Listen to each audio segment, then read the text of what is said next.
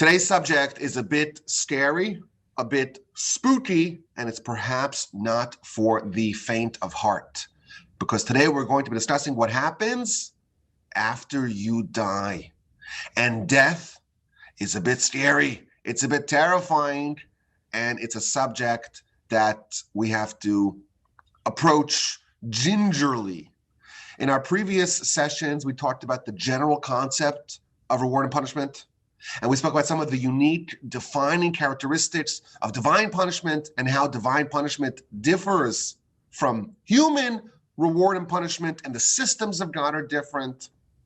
And we spoke about how this subject in this 11th principle is a really big one, and it covers all kinds of different venues and arenas of reward and punishment.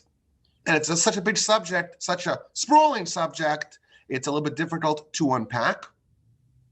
And therefore, I thought it was a good idea to try to kind of look at the big picture and to try to attempt to construct an eschatological timeline of what happens after you die. Now, this subject is vast. I always say that, this world we think of as life, and what comes afterwards, well, that's the afterlife. That's the after party. According to Jewish philosophy, our life here is the aberration. This is the anomaly. This is the unusual idea that a soul and body can be bound together. This is the unusual time. Life comes before life, and life comes after life. And then we have this interim period where there's this unusual bond, an unusual marriage of body and soul, and then we have free will, and that kind of affects the soul and the body after they are separated. So it's a vast subject, and there are a lot of sources, but the sources are not so well organized. The sources are somewhat scattered, and the sources are very esoteric, and there is a fair amount of disagreement about some of even the basic facts of this subject. So I figured just to kind of, before we get into the particulars and the nature of Gehenna and the nature of reincarnation and what's all that about and what actually happens in paradise and the handover from paradise to resurrection and the world of the souls, all these subjects that are vast and huge and complicated and terrifying and intriguing, I figured let's try to go through the storyline of a human. We are here. We are familiar with the idea, the notion of a body and a soul being bound together. In fact, that's our primary interface with the world. We have a body, we have a soul, and we see the physical world. And we are all, of course, aware of the fact that life here is not permanent. There has yet to be someone who has outpaced the angel of death. And therefore, let's look at what happens to us and to our friends and to all the humans based upon the Torah sources, what happens to them after they die, and specifically focusing on the reward and punishment aspect of the post-mortem life that we have. Now, I want to stress that this is not going to be a comprehensive treatment of the subject, and I intend to elaborate more and add to the subject as we proceed, but nevertheless, it will definitely plunge us into this very intriguing and terrifying subject. Now, where do we know what we're about to talk about? So, of course, this is not based upon first-hand accounts. No one came back and at least gave us a comprehensive version of this story, even though we do have, even in the Talmud, we have descriptions of near-death experiences and sages coming back and telling us what they saw, what they experienced, and framing for us the perspectives that exist in the next world. But nevertheless, we're going to focus on the Torah sources, what the Talmud says, what our sages tell us. So let us begin. Now, the first question I want to ponder is maybe a question that you have, and that is, why is this important? After all, we're alive here today. And what happens after we die? Well, That's a different universe. That's a different world.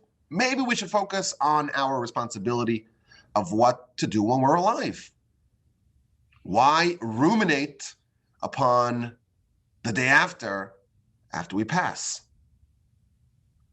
So that's a good question, and I think one that we have to address from the get-go, and I want to share a few answers.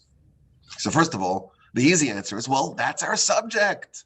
We're studying the 13 principles of faith, and we're up to principle number 11, and it's talking about reward and punishment, and we already talked about in the previous episodes how the primary venue of reward and punishment is not in this world, in our current constitution as body and soul bound together.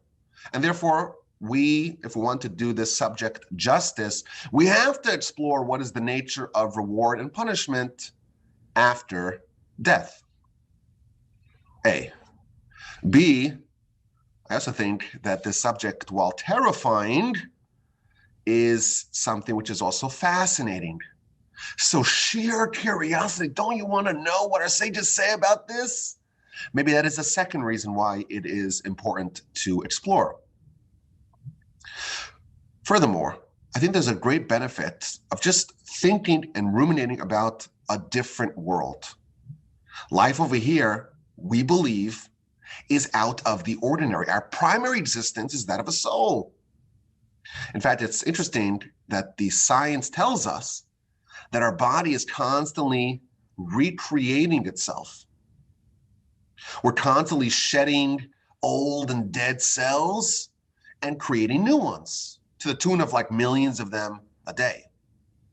So we think of ourselves as a body, but the body that we have today is physiologically different than the one we had 5 minutes ago and yesterday and when we were kids.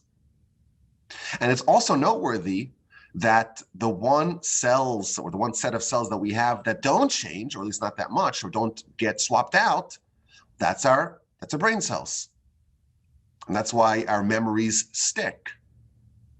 And it's kind of like an analogy to this idea. We have a spiritual component, and that is really us, and that is what sticks, and that is the consistent part of our existence from a child to an adult to an old person. Everything else is just temporary. We're just cycling through them. We're just using our body host to house our soul. But again, the Yetzer Hara, the evil inclination, that force is designed to try to get us to think of ourselves as a body. As a result, to think about just the idea of what happens to the soul and to the body, for that matter, after we die, that is a very helpful reframe to kind of orient our perspective with that of the Torah. Our sages tell us that it is a very good idea to remember the day of death. Of course, the verse in Ecclesiastes tells us it's better for you to go to a funeral, to a house of mourning and bereavement, than to go to a house of celebration. Celebration is great, but it doesn't get you thinking as much as going to a funeral and witnessing the temporality of life as a body. That is a transformative experience. It's better to spend your time thinking about that than thinking about the joy and the jubilation of life here. When we focus on just the idea that we're going to die, it helps put our life in perspective, and it's a very powerful tool for us to live our life to the max and to the best possible way. When you realize that all of us will eventually swallow the perhaps bitter pill of death, we can construct our lives in the best possible fashion. But as I mentioned earlier, this subject is not for the faint of heart. If you want to opt out, now's your chance.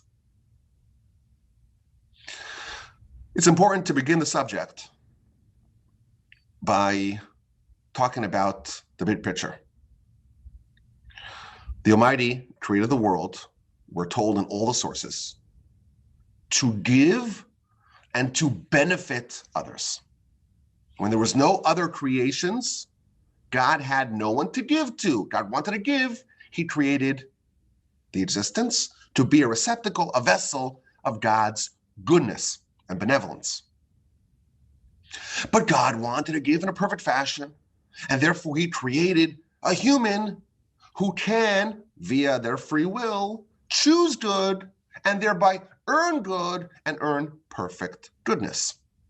That is a truncated version of what our sages tell us about the reason why God created the world. When we look at what happens after you die, it's important to remember that everything that happens, the overarching objective of all the terrifying things we're going to read about and learn about, the overall objective is for the benefit of mankind, and to best prime and position the person to be worthy of great reward and divine goodness.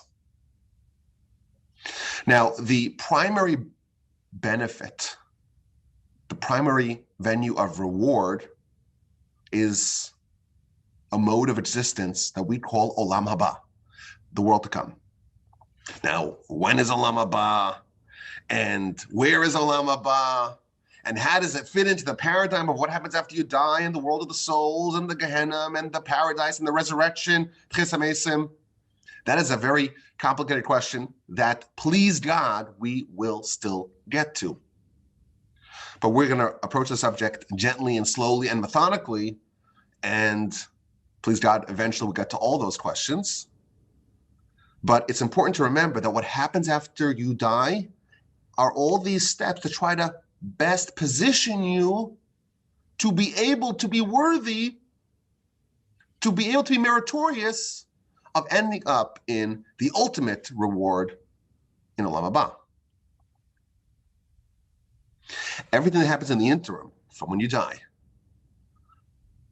and you're judged in the various different ways, and you end up in one of the various different locations or experiences detailed below, it's there to position you to be a good candidate for Olam Haba. In that framework, let's discuss the question, what actually happens after you die? And of course, the best place to start is not with what happens after you die, but with what happens before you die. And what happens during death? What happens when you die? So our sages tell us in the book of Shabbos on page 55 the following idea. Death can only be the result of sin. Amar Rav Ami. Rav Ami said, Ein misa b'lo chet. There is no death absent sin. Says Rashi, V'cheto shel adam. And a person's sin, that is what causes them death. Interesting. We think of death as old age, heart disease, cancer, COVID, whatever it is, God forbid. The Talmud tells us, well, actually, there's a spiritual aspect of this. If a person is completely free of any sin, they won't die. Interesting. Says the Talmud, wait a minute, what about Moshe and Aaron? The two greatest people we've ever had. They died. Where was their sin? Says the Talmud, Moshe and Aaron also sinned. In the episode of the striking of the rock in the book of Numbers, it says that God tells Moshe and Aaron, you don't believe in me. Ya'an lo hamantem bi. And that's the reason why you're both going to expire on this side of the Jordan. So even Moshe and Aaron, says the Talmud, they too sinned. And then the Talmud adds something fascinating.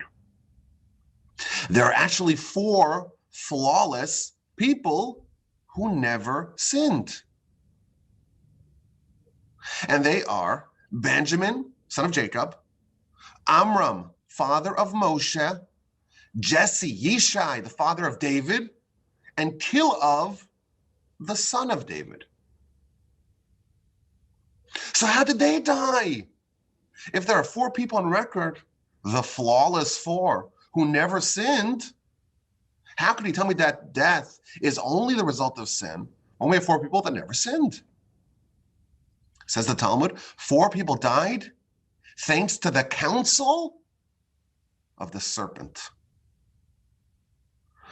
The serpent gave bad advice to Adam and Eve to eat from the fruit. And unfortunately, or fortunately, depends on your perspective, Adam and Eve, in fact, capitulated. By doing that, they condemned all of humanity to die. Meaning, and this is, of course, a very advanced idea, Adam and Eve, by sinning, they made sin, so to speak, endemic or ever-present within humanity, and therefore someone could die either as a result of their own sin, but if they have no sins of their own, then they die of sin, so to speak, that relate to Adam, thanks to the counsel of the serpent.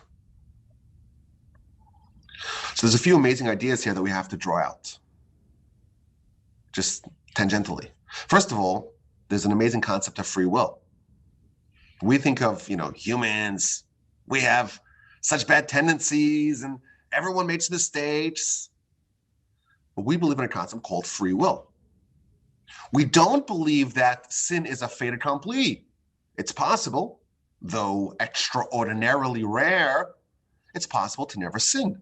And we have four people on record that never sinned, which is, again, a life-changing idea. This is not all set in stone.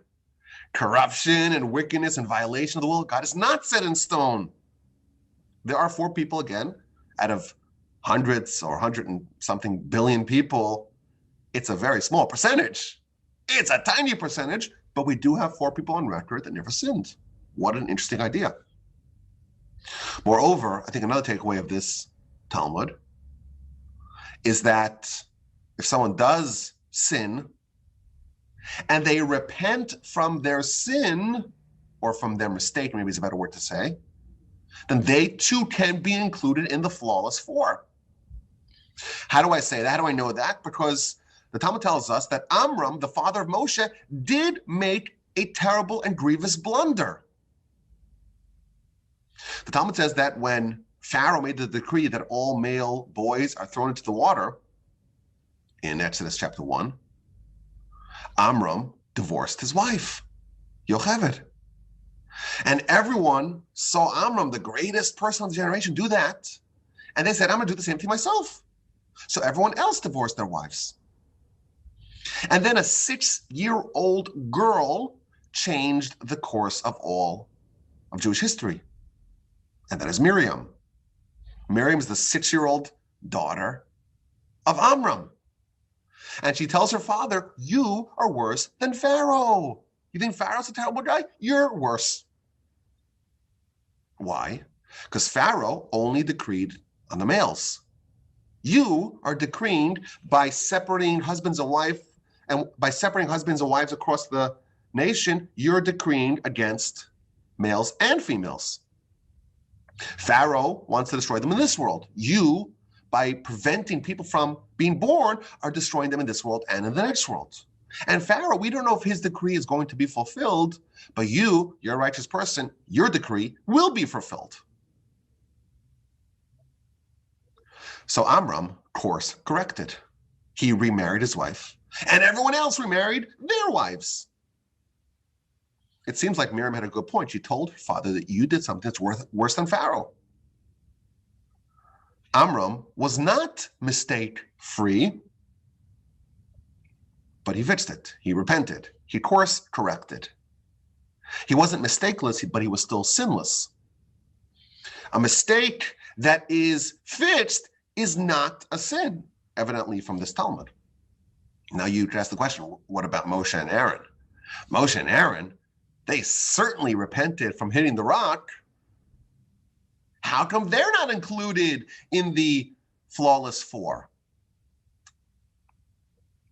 The answer to that is that there are certain kinds of misdeeds that can only be fixed after someone's lifetime has concluded. The Talmud tells us that something that relates to Chil Hashem, desecration of God's name, that can only be fixed with a person's death. And because Moshe and Aaron, their mistake, again, on their level, of course, but their mistake had something to do with not presenting God in the proper light, therefore, there was no way for them to completely cleanse themselves of that transgression, and they died not due to the counsel of the serpent, but due to their own misdeeds. But this is the principle I want to pull out of this idea, that death is a result of sin, with the exception of the flawless four. Now, on a more granular level, there is an angel called the angel of death, the Malach HaMaves, that extracts the soul from a person and kills them.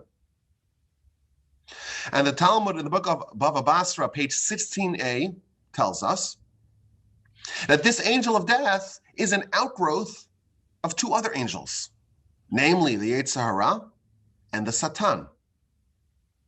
Who Satan? Who Yetzer Hara? Who Malach HaMaves? This is all the same thing. There are three names to this force.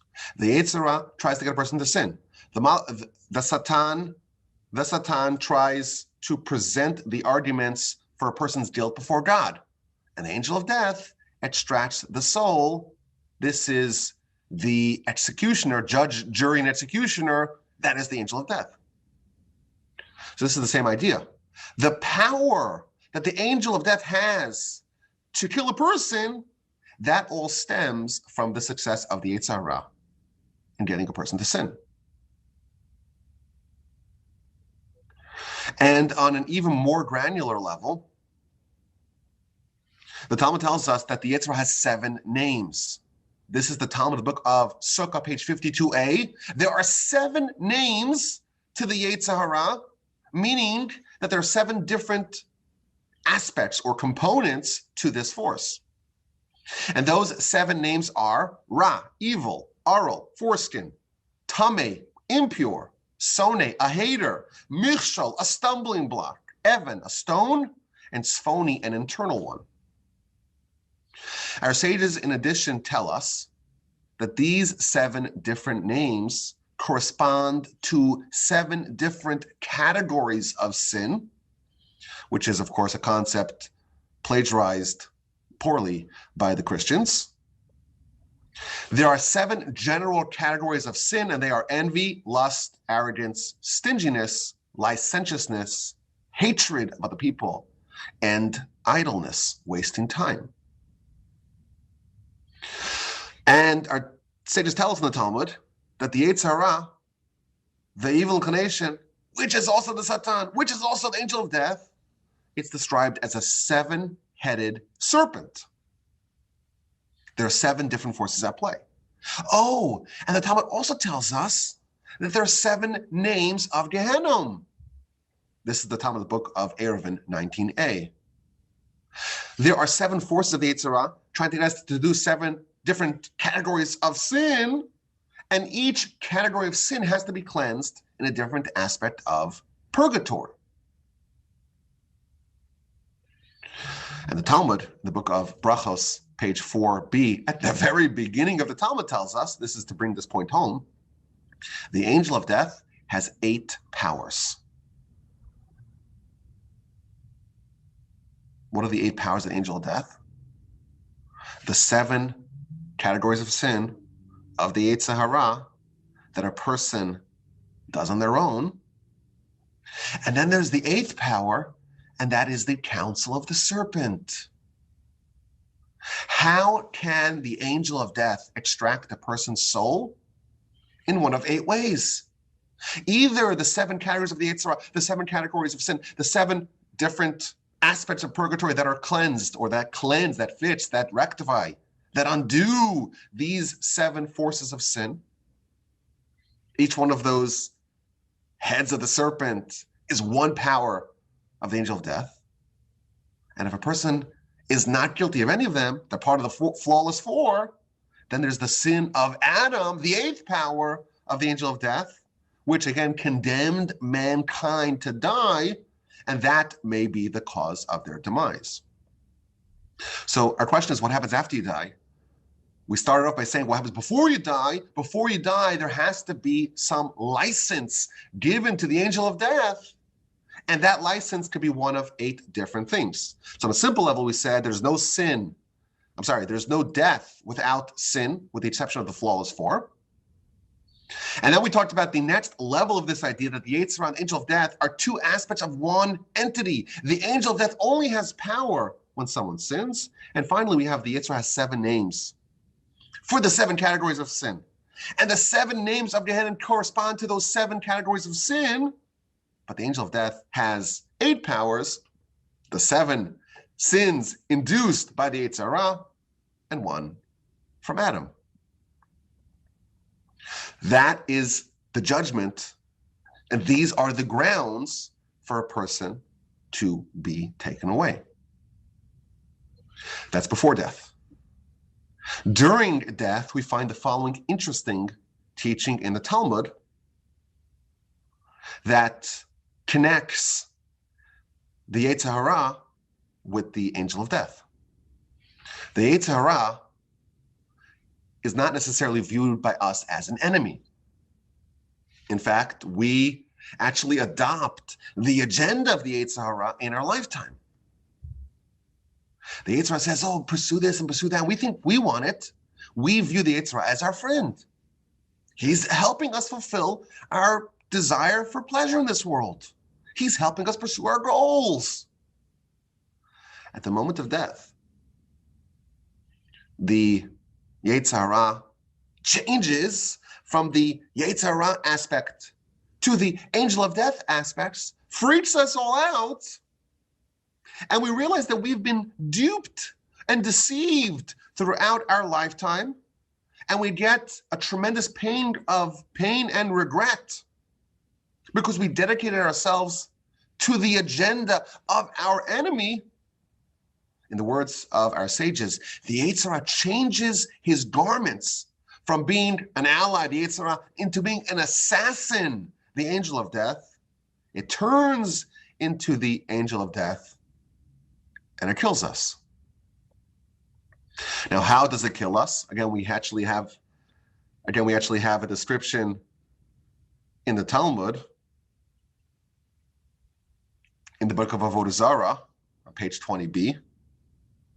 It tells us that the angel of death is composed of just eyeballs. How many eyeballs? Why is it full of eyeballs? So our sages tell us that there are 365 transgressions in the Torah. And of course, if God says don't do something, we should all listen. We should all obey unquestioningly. Comes along the Yetzer Hara, and in every one of these aspects is able to show us with this eye a different reason. Oh, it's not a problem. Oh, it's not really a violation. Oh, it's okay. Oh, the Almighty understands. This force is comprised of 365 different eyeballs. Now, during our lifetime, we think of it as a friend, but at the moment of death, we see what it really is, and of course, it terrifies us completely. At the moment of a person's death, this angel, says the Talmud, stands above his head, unsheaths a sword. On the tip of the sword, there is a drop of poison. And when the patient sees the angel of death, says the Talmud, they get so shaken up and terrified that they open their mouth, and the angel of death flings the drop of poison into their mouth, and from that, they die. And that causes their body to putrefy, and that causes their body to decompose and to turn greenish. That's what the Talmud says. Now, again, we have to remind everyone that when we are reading an Agadic Talmud, it's important to understand that this is multidimensional and what exactly means and what it represents. It's a very important question. But again, this is part of our subject. What happens when you die?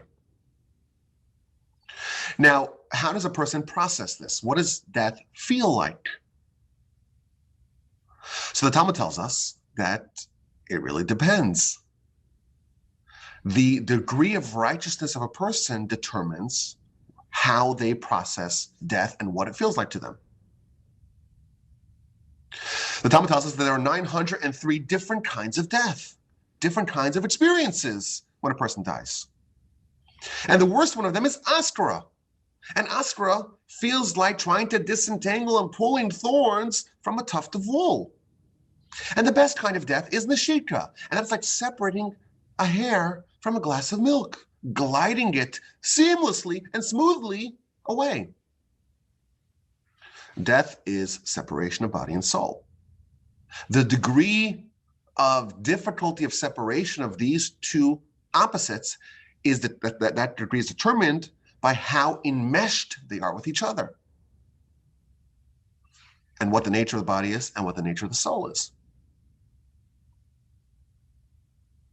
And therefore, a person lives a very righteous life and makes sure that their soul does not become contaminated and doesn't become corrupted and doesn't get sullied and dirtied by sin, and make sure to keep the body at bay. The removal of those two is smooth, is painless, is seamless. It's simple. The wicked person who has allowed their soul to get mangled by sin, someone like that, their body and their soul are so helplessly entangled, to separate the two is a nightmare. I want to point out that the mechanism for how the soul actually leaves the body is featured in a chapter of my upcoming book. But again, on a simple level, we have separation of body and soul. When we are alive, we're a fusion of body and soul. That's the human who's alive. And then death is the undoing of this bond and the separation of the two into distinct parts. The body goes to where it came from. The soul goes to where it came from. Now, on a more granular and nuanced level, we think of death as the body expiring and then the soul leaving. It's actually the opposite. The soul leaves, and the soul, which was the animating factor of the body, if that's removed, the body becomes, as they say, a paperweight, a useless hunk of flesh. Not just useless, it's a liability. It starts to putrefy, it starts to decompose. The soul is what gives life, what the Almighty contributes, so to speak, into the concoction of mankind. The Almighty withdraws it, and the body is now useless. So when we talk about death, it's important to stress that the nature of death and how it's processed, it's not uniform. The nature of a person's death is a direct result of what kind of life that person led. What's the condition of the body? What's the condition of the soul? And how much are they interwoven and entangled in each other? That will determine how difficult and how painful death is. When a person sins, they are linking their body and their soul. And the more a person sins, the more the soul becomes sullied and entangled, and the more difficult it is to separate the two. When a righteous person dies, their soul has been preserved in its purity, and it is seamlessly separated from its body host in a painless fashion. So that's the description of death. What happens next? What happens after death? So again, we mentioned this earlier, but the verse tells us that the dust returns to dust, and the spirit returns to God. The body goes to where it came from. The soul goes to where it came from. The soul, a person's consciousness, remains as it did earlier, but it's actually more heightened. As the period of death gets further and further away, the soul and its focus and its consciousness gets further and further away from the body. The soul, right after death, actually has acute awareness of the death of the body and what the body is undergoing. And as time progresses, the soul distances itself further and further away from the body. And there are all kinds of milestones. You have from the death and until the funeral, from the funeral until the burial, and then the eulogy. The eulogy, in fact, the Talmud tells us, may serve as an indication as whether the person is a good person or a righteous person or a wicked person. And there are various stages of the burial. And then there's the 7 days, the Shiva period, and there's the 30 days, the Shloshim, and then there's the 12 months. The soul and the body are gradually separating from each other, and the soul is moving on to the more ethereal realms. Right after death, the soul, the dismembered soul, sees exactly what is happening to the body. It's still very closely associated with it. And the soul, in fact, is quite fascinated with the body. It's able to see it from the outside. Our sages tell us that the soul sees the friends and the family crying and mourning. Right after death, the soul's focus, the soul's attention is primarily on the body. Autopsies are a terrible idea because it's extremely painful for the soul. In fact, my father used to tell us war stories when he was a kid in Israel, that they would take bodies, they would snatch bodies out of the coroner's offices to bury them quickly because it's against Torah law for this reason. It's against Torah law to do an autopsy. It's a very painful experience for the soul. Why would you do that? Similarly, cremation, it's the worst experience for the soul. I always advise people that if their family members want to have a cremation, it's a good idea to violate their request. Don't give them what they want. Have mercy on them and don't listen to them. Why would you want them to endure such a painful and torturous experience? The Talmud tells us that the soul hears exactly what everyone is saying about it. And there's a question in the Talmud. When does that end? Does it end when the body decomposes? Does it end when the body is sealed in the coffin, when the body is sealed in the grave? It's not so clear. But the body is still hyper-aware of what's happening around it. But the soul is still hyper-aware of what's happening around it and the body. The Talmud further tells us that the soul mourns for 7 days. The soul itself is mourning. And then there's a period of 12 months where the soul goes back and forth from hovering near the body to ascending the upper spheres. For 12 months, the soul is still kind of ping-ponging back and forth between its existence here, its association with the body, until it just eventually says, I'm in the spiritual realm, and it kind of fully severs or fully releases its association, or at least most of its association, with the body. After a person dies, the soul undergoes all manners of judgment. Our sages tell us that the soul experiences 7 different kinds of judgment. Number 1, right before death, 3 angels come to inspect the soul. One angel calculates all the seconds that the person was alive to figure out what did they do with the golden opportunities that they were given. The second angel calculates all the transgressions that they did.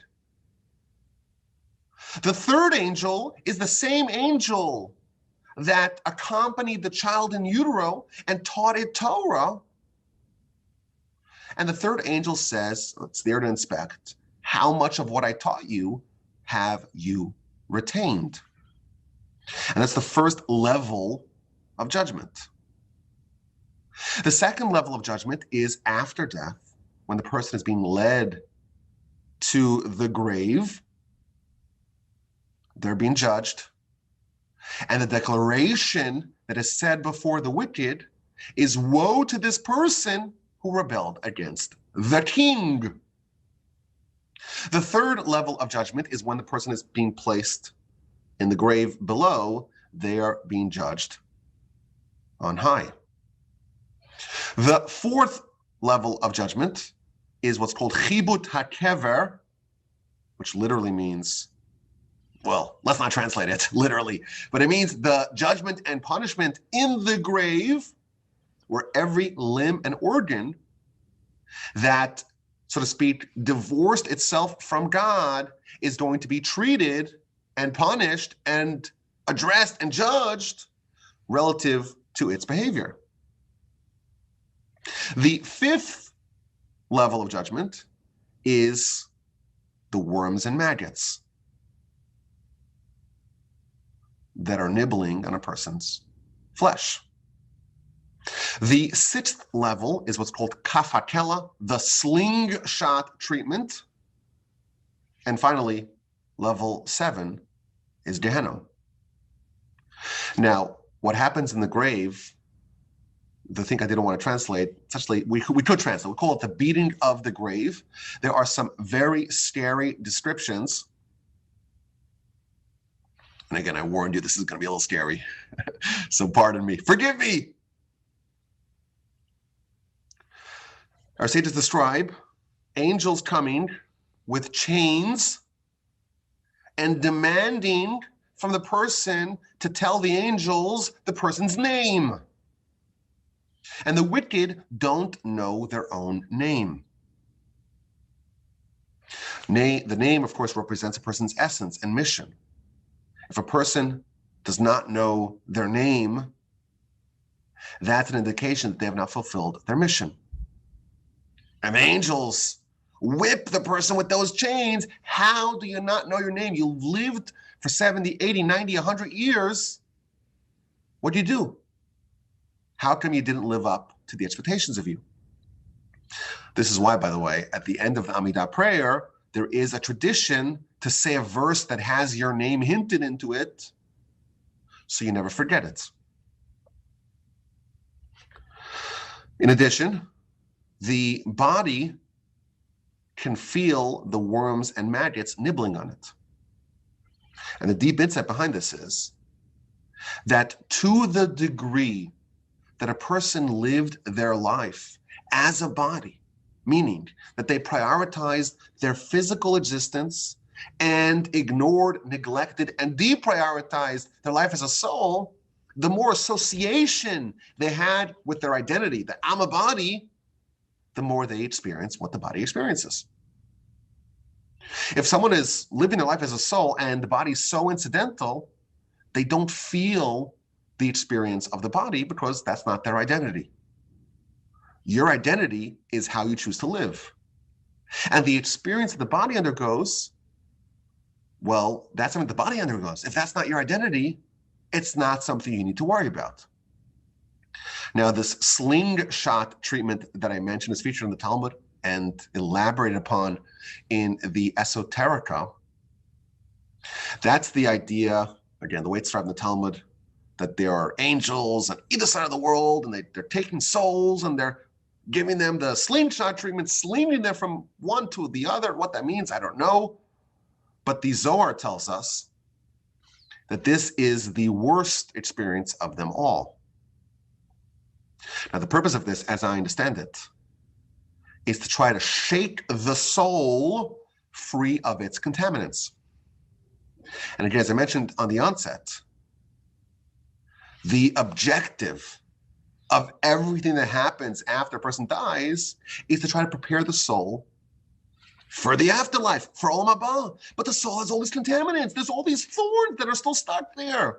We're going to shake it very violently until those thorns are removed. And therefore, we've got to sling it back and forth until there is the ability to view the soul absent its contaminants. And the seventh level of judgment is the goal. That's where we want to end up, because that's Gehenna, and that is the purgatory, where the purification process, where the fixing process can begin. Again, the objective is to try to restore the soul to its pre-corruption condition so that it can be worthy and meritorious to end up in the afterlife. Or perhaps for a difference, or perhaps for a different end, as we shall see. But again, the critical point in all these layers and levels of judgment is that the more someone lives as a body, the more that its identity is associated with the body, the more it, so to speak, the consciousness lingers and feels the pain of the body. A soulful person is someone that lives as a soul, and that identity is not connected to the body, and it does not experience what the body experiences. Now, this judgment that we talked about is much more connected to a sinner, to a wicked person. A righteous person experiences these times in a very different fashion.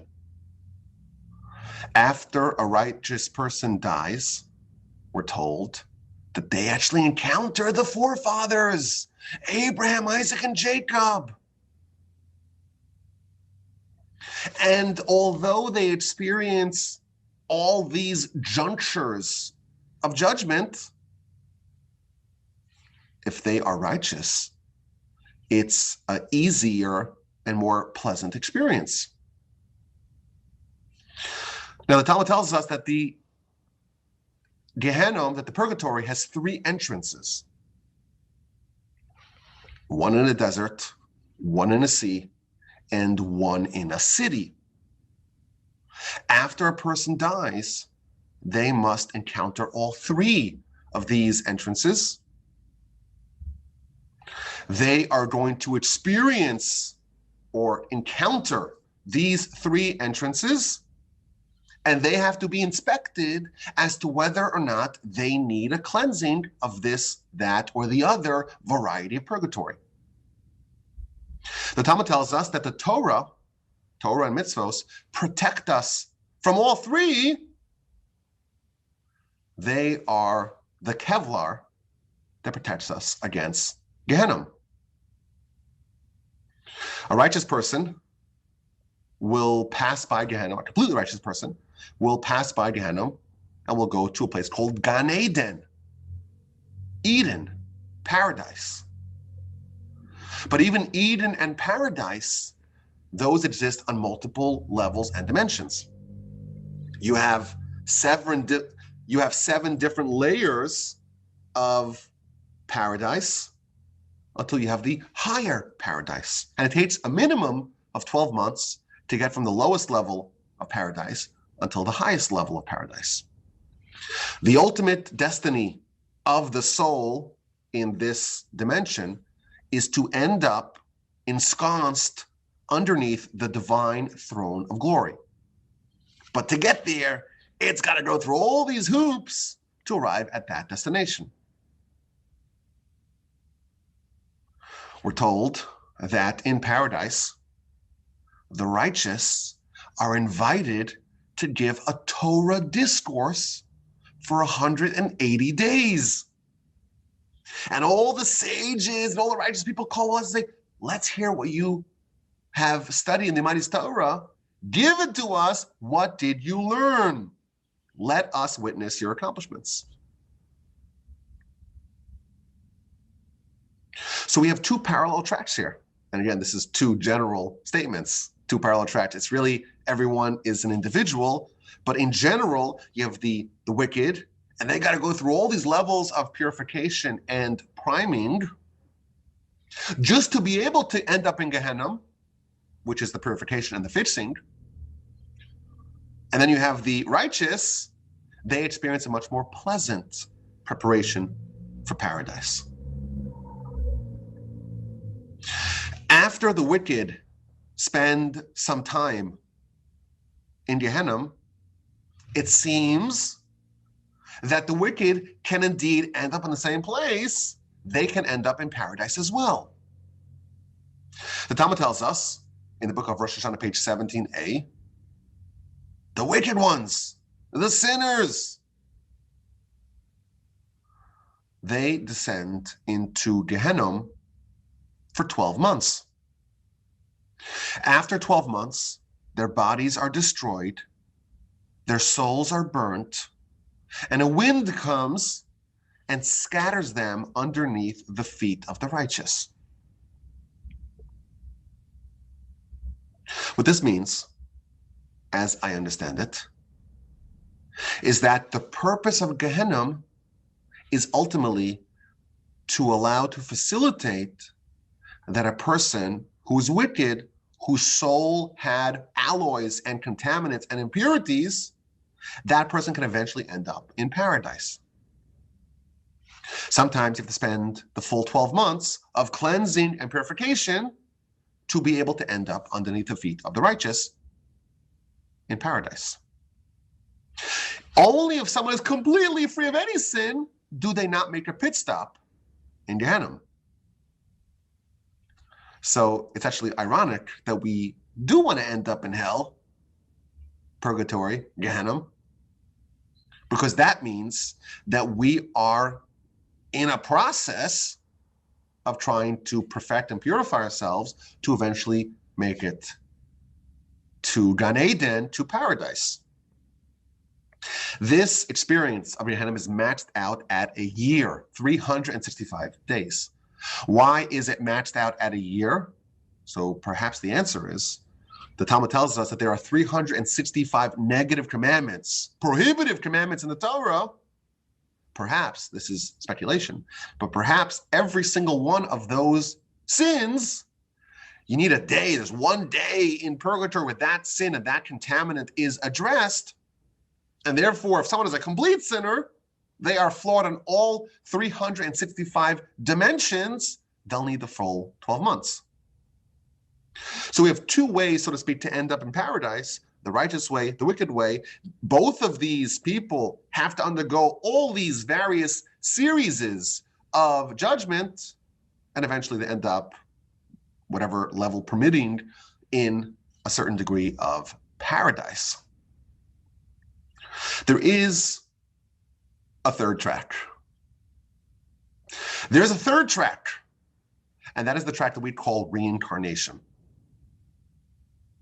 If a person is flawed, they need to have those flaws ameliorated, addressed, remedied before they are qualified to end up in Gan Eden. But there's a difference between a person being flawed and a person not accomplishing their mission in life.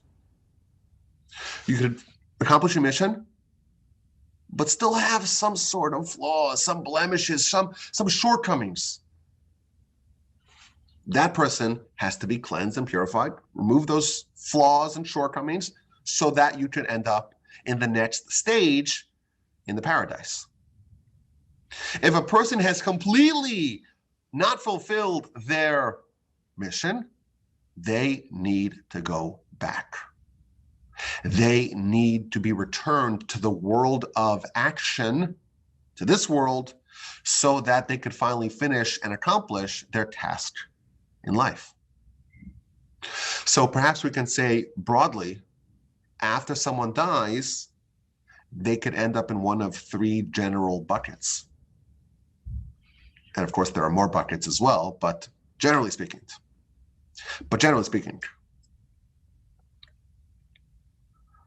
Bucket number one is the straight ticket to paradise. Super righteous, completely free of any sin, straight there. The forefathers will accompany you to your spot, and eventually you'll end up on the higher levels of paradise, ensconced underneath the throne of God. The next general bucket, well, that's purgatory. You have accomplished your mission. You have some flaws. Let's power wash you. Let's cleanse you. Let's remove those contaminants and alloys. Let's fix those minor problems so that way you can end up in the place that you need to go. And finally, we have the third bucket, and that is where you need to be sent back because you have not yet done what you need to do. Now, again, this is a huge subject. Really, all of them are. But the basic idea is you have to be sent back to complete what you did not fix.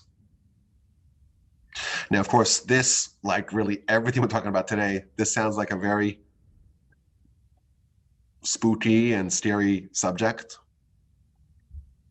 But at its core, it's a very heartening concept.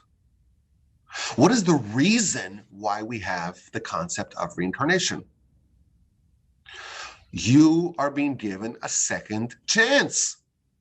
You have to fulfill your mission. Your soul has to do something in order to arrive at its perfected state, in order to eventually end up in Olam Haba. And the Almighty, in his benevolence and magnanimity and generosity and kindness and mercy, is giving you a second chance. You're being given another opportunity. You failed, try again. You have a mission that you did not do it now. You have flaws that are too grand to be power washed, fix them. You've been given a second chance.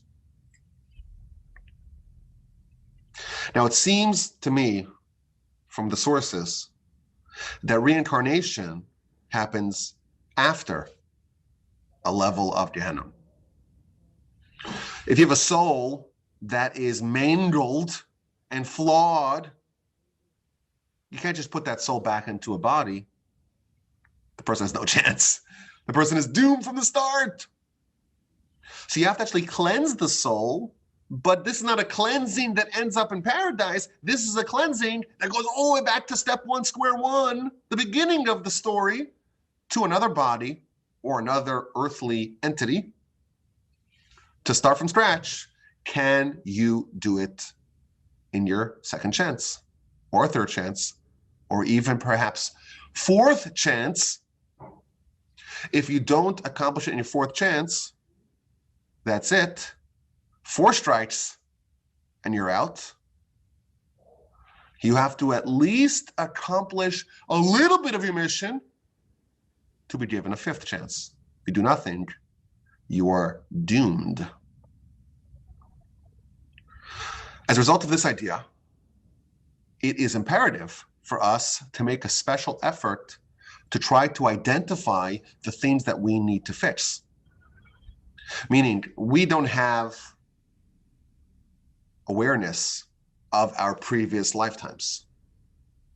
We don't know where our soul was and what its history is and what the backstory is and what the flaw was that did not allow us to end up in paradise. But there are some tricks for us to try to identify those flaws. So, for example, if you find some sort of sin, some sort of violation of the will of God that seems so irresistible and you can't overcome it, and you're like, why am I so successful in so many other areas, but in this area I constantly stumble? That is the reason why you were sent back.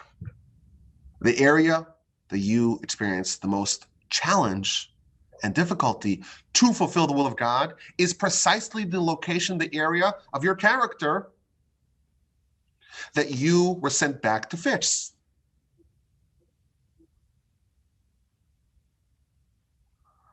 We're given a second chance, and a third chance, and a fourth chance, and perhaps even a 5th chance. and so on.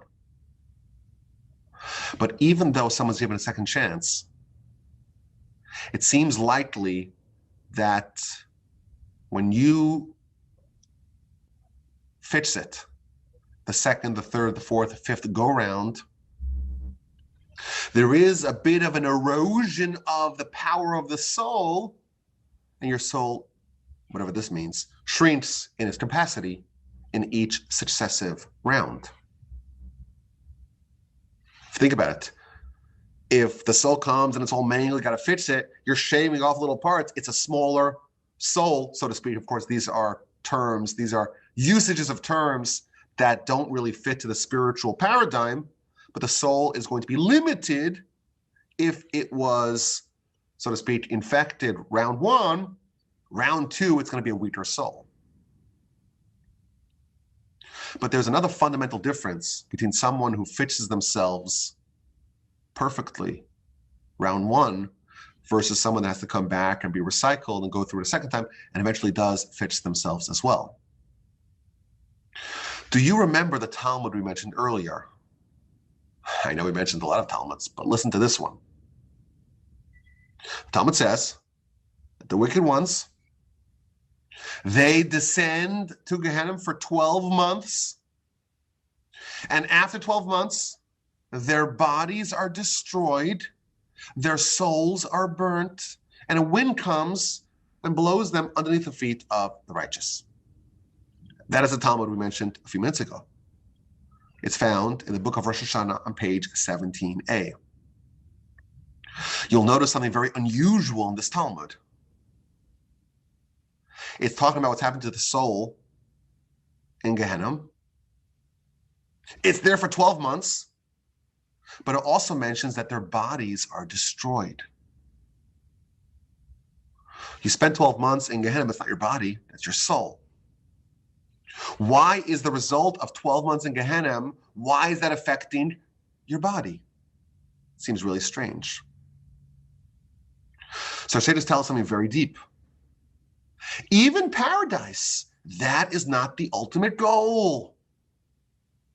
The ultimate goal is Olam Haba, a subject that we will, please God, discuss at length.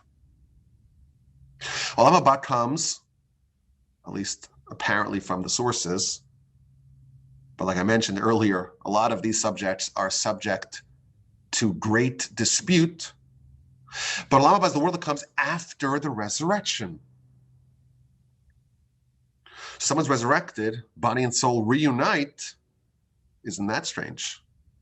The soul's cleansed, the soul's in paradise, the soul's ensconced underneath the divine throne of glory. And then there's resurrection. Body and soul are reunited. Is the body intact?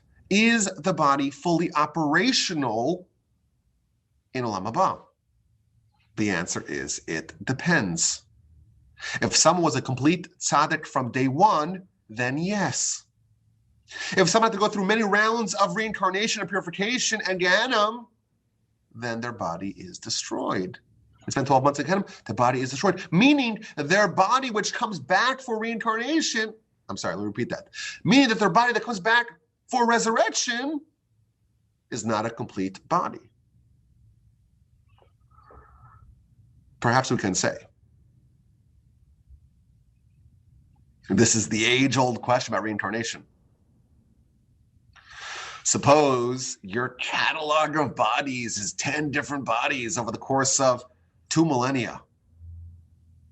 Again, this is all spitballing. None of us really know this. We can't really identify the history and the transmigration of our soul and which body do we have in the previous go-around, even though we may have some premonition. But suppose, just again, for argument's sake, you've had 10 different bodies, eventually you fixed it, you ended up in paradise, you come back. Resurrection. The bodies and souls are reunited again. Which body is your soul associated with? Now, that may be an infantile question, because like I mentioned at the very onset, your body today is a very different body than your body yesterday. We view our body as a single entity, even though it's constantly dynamic and changing every second. So maybe it's not even a good question, but let's assume it is a good question. Which body is it? Is it body 1, body 2, body 7, the last one, the first one? If the answer is the first one, then it makes sense that that's the only one that you could go back to. But if that one has been corrupted and you needed to be reincarnated, well, maybe your ability to have a fully functional and operational body after reincarnation is severely curbed. So what happens after you die? The answer is it's kind of complicated. Lots of things. But the general notion that we're trying to get to is that reward and punishment exists. It exists, and it's part of the divine system. The ultimate objective of it is to best position a person to do what the Almighty wants of them to do, to accomplish their mission, to be worthy, to be a good candidate for paradise and eventually Olam Haba. But again, this is not a complete, comprehensive treatment, because again, even paradise, even being ensconced underneath the throne of glory, that is not the end game. I've heard it described as a glorified waiting room. A pleasant one, but still, Olam Haba, that is the ultimate. Perhaps paradise is similar to a dimension of the souls before birth.